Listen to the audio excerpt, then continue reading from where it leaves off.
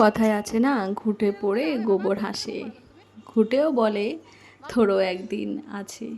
সত্যি, যারা আমার খারাপ সময় নিয়ে হাসাহাসি করছো, আমরাও বলবো তাদেরও একদিন আছে। সত্যি।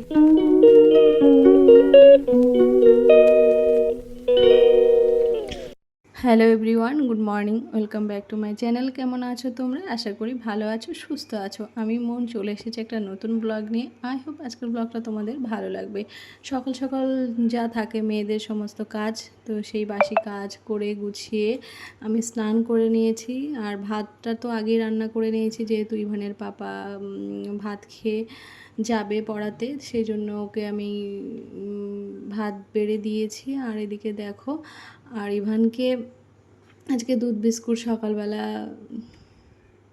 দিয়েছি, কিন্তু ও সেমন খায়নি। আর আমার ওটসটা বসানো হয়নি এখন। আর কালকে জানো কুমড়ো আর আলু কেটে রেখেছিলাম, তো সেটা রান্না করা হয়নি। আজকে পুঁইশাক দিয়ে রান্না করব তরকারি, আর দুটো পটল দেবো আর কি। আর এর মধ্যেই স্নান করে এসে আমার আগে খিদে পেয়ে যায়, মানে অনেকক্ষণ খাওয়া হয়নি। এখন ঘড়ির কাঁটাতে বাজতে চললো 11:30। তো রান্না করব, তারপরে তো খাবো। আর ওটসটাও এখনও হয়নি, ভাবলাম ততক্ষণে দুটো বিস্কুট খাই। আর এতটা উঁচুতে শেল্ফটা আমি পারতে পারি না, আমার হাত যায় না আর কি। আর এই যে কাঁচি দিয়েই আমাকে পারতে হচ্ছে আর কি, অনেকটাই উঁচু। তাও ওখানে প্রথম প্রথম ওই জন্য রাখতাম না এর কারণেই। দেন দুটো বিস্কুট খাবো আর কি। আর হ্যাঁ, যেটা বলছিলাম, সময় সব সময় একই রকম যায় না, তাই না বলো? যারা অনেক ধনী কোটিপতি তাদেরও অনেক সময় অনেক সমস্যা থাকে। তো সেই সমস্যাটা পার করতে পারলেই তুমি জয়ী, তাই না? তো সেই সময়টা হচ্ছে আমাদের এখন খারাপ। তো খারাপ সময় ঠিক কেটে যাবে আমি জানি, কিন্তু এই খারাপ সময়ের মধ্যেই মানুষ এত হাসাহাসি করে, কাউকে কারোর খারাপ সময় দেখে মজা পায়, এটা কিন্তু ঠিক না। সময় কার যে কখন পরিবর্তন হবে কেউ জানে না, তাই না? তো এই খারাপ সময়ে যে খারাপ ব্যবহারগুলো মানুষ করে, যে দুর্ব্যবহারগুলো মানুষ করে, আর কাউকে জব্দ করার জন্য এই সব মানে মানুষের সম্বন্ধে সমালোচনা করে বেড়ায়, এগুলো কিন্তু একদমই ঠিক না। কিন্তু সত্যি, মানে এই খারাপ সময়ে যেন অনেক দিক থেকে অনেক শিক্ষা পাচ্ছি। আর এই সময়টা হয়তো না আসলে আমি হয়তো মানুষ চিনতেও অতটা পারতাম না। হ্যাঁ, আগেও দেখেছি মানুষ চিনেছি, কিন্তু এখন আবার নতুন করে মানুষ চিনছি। আরও বয়স তো নেই শেখার, তাই না? আর যাই হোক, এই যে ওটস বসিয়ে দিয়েছি। আর হচ্ছে খিদে পেয়েছে, অনেকটা বেলা হয়ে গেছে তোমাকে বলছিলাম। আর এদিকে ইভানের পাপাও বেরোনোর জন্য তাড়াতাড়ি করছে। আর চলো তোমরা ব্লগটা দেখতে থাকো। ইভানের পাপা ডাল তেমন একটা ভালোবাসে না, তো আমাকে টক ডাল রান্না করার জন্য বলে। আম নেই, সেই জন্য আর ডাল শুধুই রান্না করতে হবে, আর পুঁই শাকের তরকারি করবো, ব্যাস। আজকে দুপুরে এটা দিয়েই খাওয়া হয়ে যাবে। আর ইভানের পাপা আস্তে আস্তে বললো তাড়াতাড়ি হবে, আজকে বেশি দেরি হবে না, আজকে একসাথেই খাওয়া দাওয়া করবো। তা ইভানের পাপা এখন এই সকালের খাবারটা খাচ্ছে, আর আমি ততক্ষণে ওটসটা নিয়ে বসেছি। দুজনে একসাথে না খেলে একদম ভালো লাগে না। ইভানের পাপা অনেকদিন পর বললো ঠিক আছে, আমি আজকে আসার চেষ্টা করব তাড়াতাড়ি, একসাথে বসে খাবো। আর একসাথে আমাদের খুব একটা বেশি খাওয়া হয় না রাতে, যেহেতু আমরা একসাথে খাই না, কোনো রকম ঠিক নেই কে কোনটা খাই। তো সেই জন্যই আর কি একসাথে খাওয়া হয় না। তো ইচ্ছা আছে আজকে একসঙ্গে দুপুরে দুজনে লাঞ্চ করব। তো বেরিয়ে যাচ্ছে টিউশন পড়াতে, মানে সেদিন বলছিলাম না একটা স্টুডেন্ট হয়েছে, তো আরও একজন আসবে বলে ফোন করেছে, জানি না আসবে কি না। আসলে তো ভালোই হয়, দুটো স্টুডেন্ট হবে, তারপরে আস্তে আস্তে হবে, তাই না বলো? একটু ধৈর্য ধরতে হবে, সময় খারাপ আছে, সময় ঠিক পরিবর্তন হয়ে যাবে। আর এই খারাপ সময়টা না আসলে তো আর মানুষ কষ্টের মর্মটাও বুঝবে কি করে, তাই না? তো সেই জন্য সৃষ্টিকর্তা মানুষের সমস্যার মধ্যে ফেলে, সেই সমস্যা থেকে তিনিই উঠিয়ে ফেলেন। কিন্তু কিছু সময় কতটা ধৈর্য সেটা দেখার পরীক্ষাটা নেয়, সেটাই।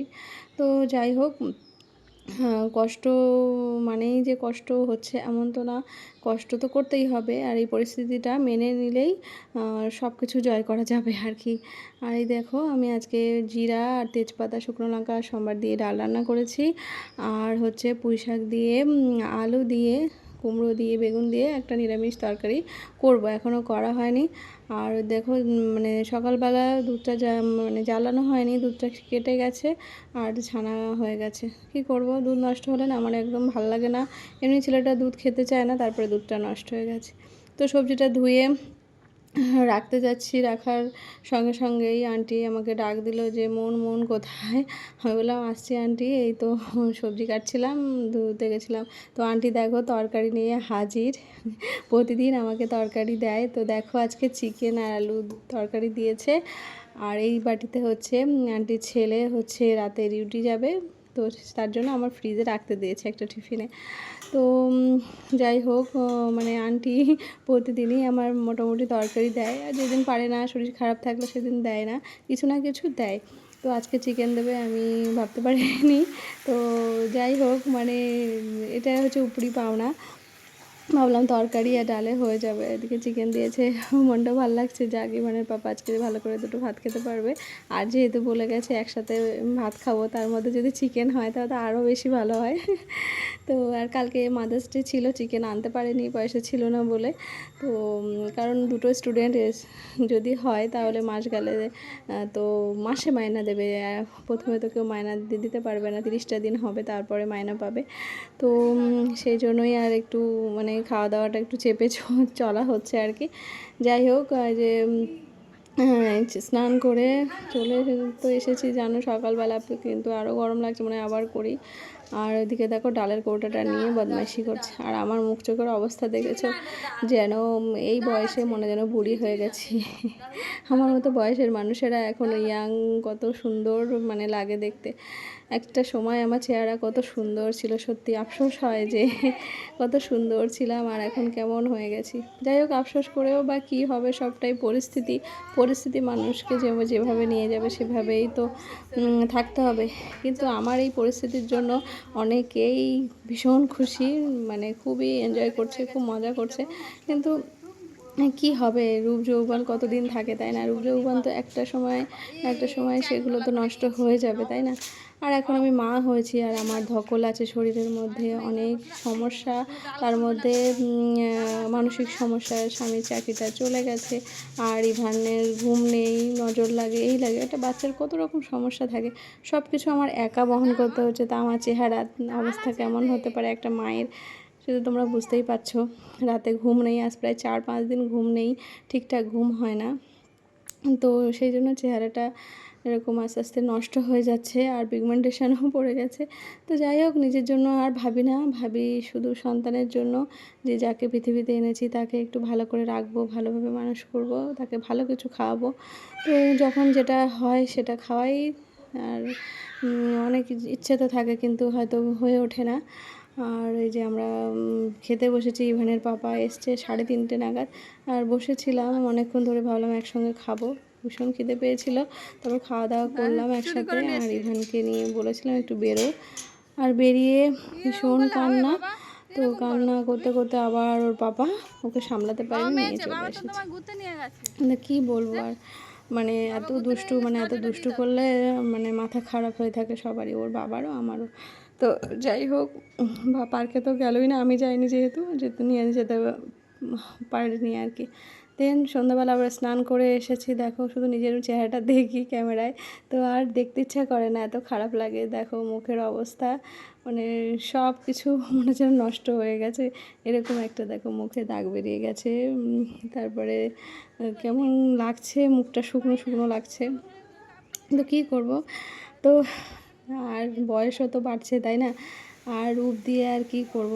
অ্যাকচুয়ালি আফসোস হয়, একটা সময় তো খুব সুন্দর লাগতো, আর এখন তো একেবারে যে বিশাল বয়স হয়ে গেছে তারও তো সেরকমও তো কিছু না।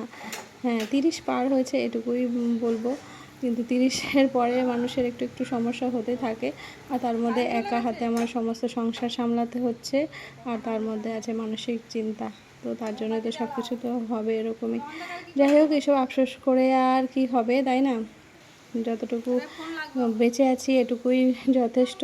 আর যারা আমাকে নিয়ে সবাই হাসাহাসি করছো বা মজা নিচ্ছ, আমার পেছনে সমালোচনা করছো, আর আমাকে জব্দ করার জন্য মানে তোমাদের মানে প্ল্যান সম্পূর্ণ করার চেষ্টা করছো, কিন্তু সেই প্ল্যান কখনোই সম্পূর্ণ হবে না। কিন্তু আমি যেমন আছি তেমন ভালো আছি। তো চলো, তোমরা ভালো থেকো, সুস্থ থেকো। Good night, tata.